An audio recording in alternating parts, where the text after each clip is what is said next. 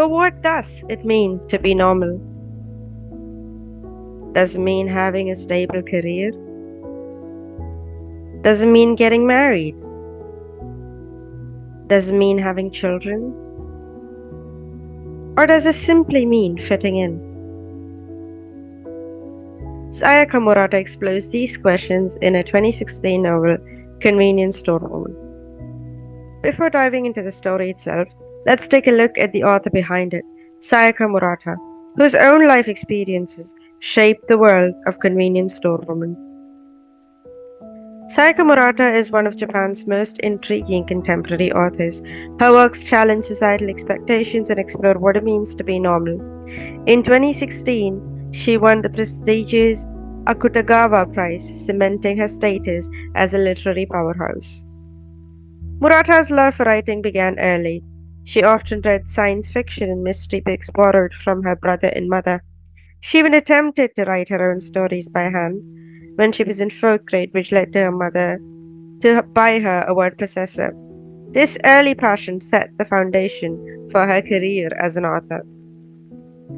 Convenience Store Woman was Murata's 10th novel, but it was the one that truly brought her international fame. The book became a massive bestseller, selling over 1.5 million copies in Japan alone and being translated into more than 30 languages. The novel resonated with readers worldwide because of its sharp critique of societal expectations.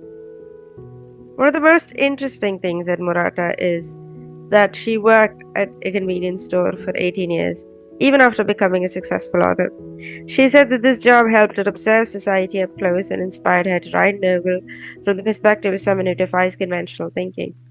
In a way, Kiko Furukawa is an extension of Murata's own experiences. Convenience store women asks important questions. What does it mean to be normal? Do we define ourselves or does society define us? How much does work shape our identity? Through Kiko's story, Murata forces us to think about these ideas. But who is Kiko Furukawa, and what is her story? Kiko Furukawa is not like most people. At 36, she has worked at the same convenience store for 18 years. For her, it's more than just a job. It gives her structure, purpose, and a sense of belonging. But the world around her doesn't see it that way. Her family and friends don't understand why she is still working at a convenience store. They think that she should have a real job by now, or at least be married.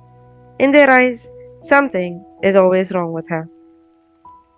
As she gets older, the pressure increases. Kiko is constantly asked why she hasn't moved on, why she doesn't act like a normal person. She begins to wonder, is she really the problem? Meet Shiraha, an unemployed man who also struggles with fitting into society. He complains that people are still stuck in a Stone Age mindset, judging men and women by outdated expectations. But unlike Kiko, he doesn't care about contributing to society at all. In a desperate attempt to silence the people around her, Kiko lets Shiraha move in with her. She presents him as a boyfriend, hoping this will finally make her seem normal in society's eyes. But does it work? I think not. Instead of feeling accepted, Kiko realizes she's losing herself. She's not happy pretending, and for the first time she questions why she should live by society's rules at all. In the end, Kiko chooses herself. She leaves behind the expectations of others and embraces her life at the convenience store. Because for her, this is not just a job, it's where she belongs. Now that we've explored the story, let's dive into the deeper ideas behind it. Because Convenience Store Woman isn't just about a woman working in a store. It's about society, identity, and the pressure to be normal. Let's start with one of the biggest questions the book asks. Is happiness about fitting in or about being true to yourself?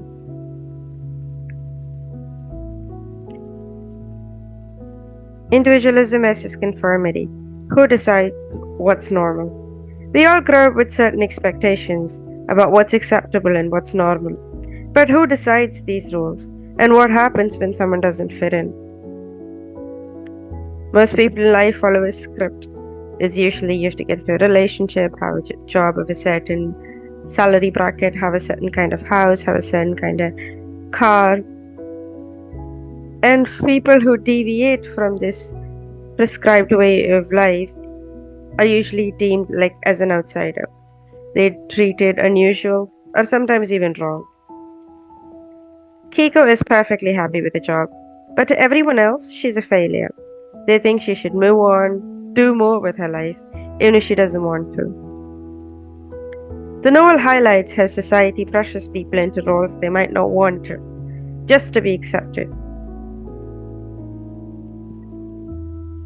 Kiko forces us to reconsider what it really means to be normal and ask the question, is being different really a bad thing?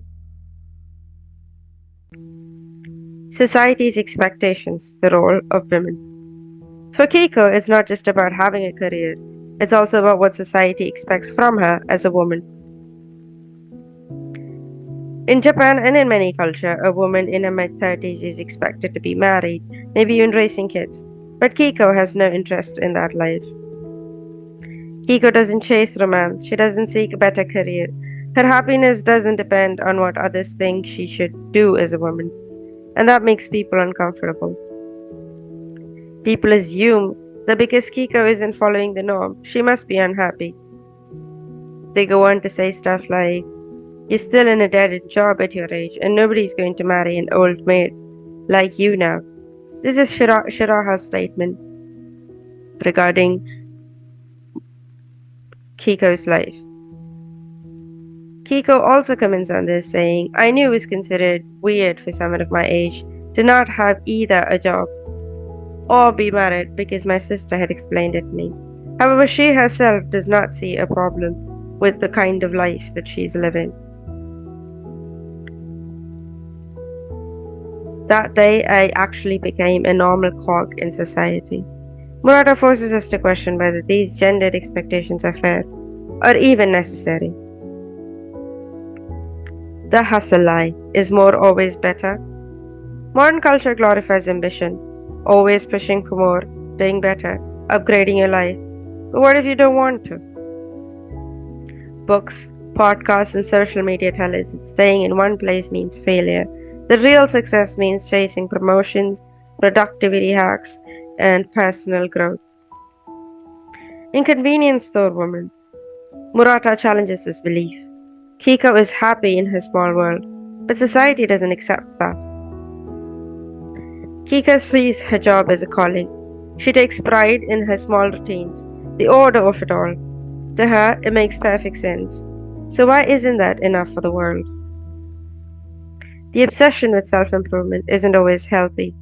Not everyone wants to be an entrepreneur, an influencer, or a millionaire, and that's okay. Murata's novel reminds us that success doesn't have to mean more. Sometimes it just means enough, and that's revolutionary in itself. And she asks the question, what if work isn't about climbing up, but about finding peace? We've explored how Convenience Store Woman challenges the ideas of normalcy, work, and identity. What if we go even deeper, beyond these themes? The novel taps into broader philosophical and societal questions, ideas that have been debated on for centuries. How do we define identity? Are we truly free to live as we choose, or are we shaped by invisible forces? To understand Kiko's world, we need to look at existentialism, social constructs, and the philosophy of work. Let's dive into the deeper layers of the Convenience Store. Throughout history, thinkers and writers have debated the role of individual in a society. Do we shape our own lives, or are we just molded by the expectations of those around us? Convenience Store Woman explores this question through Kiko's story. Existentialist thinkers argue that life has no inherent meaning, we must create our own. Kiko does exactly that. She doesn't care about marriage or career success. She finds purpose in the rhythm of the convenience store, even if society doesn't understand it. Foucault, a philosopher who studied power and control, argued that society creates normal through institutions such as family, work, and school. Kiko isn't failing at life, she's just refusing to fit into a mold that has been made for her.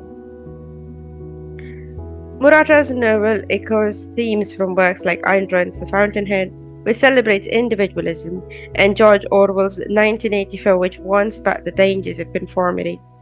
Keiko stands at this intersection, and she asks the question, should she live for herself or conform to social expectations? In many societies, a woman's worth is tied to marriage and motherhood. Murata challenges this idea. Keiko doesn't want a husband, children, or a career, but does that make her a failure or just someone who refuses to play by the rules? Is she failing as a woman or rejecting a flawed system? Today, self-help books and hustle culture tell us to keep improving, keep aiming higher, but Murata's message is different. Keiko finds comfort in routine, not in climbing the social ladder. Convenience store woman asks, is success about status and satisfaction? Is a successful job one that makes you happy? Murata's novel challenges the idea that there is one right way to live, whether through existentialism, feminism, or critics of modern work culture. Convenience store woman reminds us that the most radical thing that we can do is to choose our own path and to stop trying to conform to someone else's idea of normal. We've examined convenience store women through multiple lenses, its themes, philosophies, and societal critiques. But what does this all mean for us, the readers? Now let's step back from analyses and reflect on what this book makes us feel and question in our own lives. Reading Convenience Store Woman made me question how much of my life is shaped by societal expectations. Keiko's story might seem extreme, but haven't we all at some point felt the pressure to be normal? This book made me rethink what it means to be normal and how that standard is extremely limiting. It helped me combat the pressure to conform, and it has caused me to question what fulfillment actually means to me. Keiko is just not following societal norms. But isn't this true in real life? People who take unconventional paths, whether in career or relationships or lifestyle, often face criticism. Why do we feel the need to fix those who are different? Keiko is labeled as abnormal simply because she doesn't fit in the expected mold. But this isn't just fiction. It's something we see in everyday life. Why does society struggle to accept people who choose a different path? The novel reminds us that fulfillment is personal, that there is no universal right way to live. It's okay to find happiness in unexpected places. We should challenge society's rigid expectations and define success on our own terms. In a world obsessed with progress and achievement, Convenience Store Woman serves as a reminder that contentment doesn't always come from ambition. It can come from simply finding a place where you feel like you belong. At the end of the day, who decides what normal is, and why do you feel the need to fit into that definition? The real takeaway from Convenience Store Woman is that we don't need to fit into society's mold at all. Being yourself is enough. In conclusion, from the beginning we've been questioning the idea of normalcy. Through Keiko's story, we've explored how societal expectations shape our understanding of work, success, and identity. But after everything, do we really have a singular answer? Let's circle back to the question again. What does it mean to be normal? There is no universal definition of normal. Keiko finds happiness in her own way, even if society rejects it. Murata challenges us to rethink our assumptions about fulfillment. Keiko's life may not fit society's mold, but does that make it any less valid? Sayaka Murata invites us to question not just Keiko's world, but our own. Who decides what is acceptable, and why do we feel the need to conform in the first place? Maybe the question isn't whether Keiko is normal.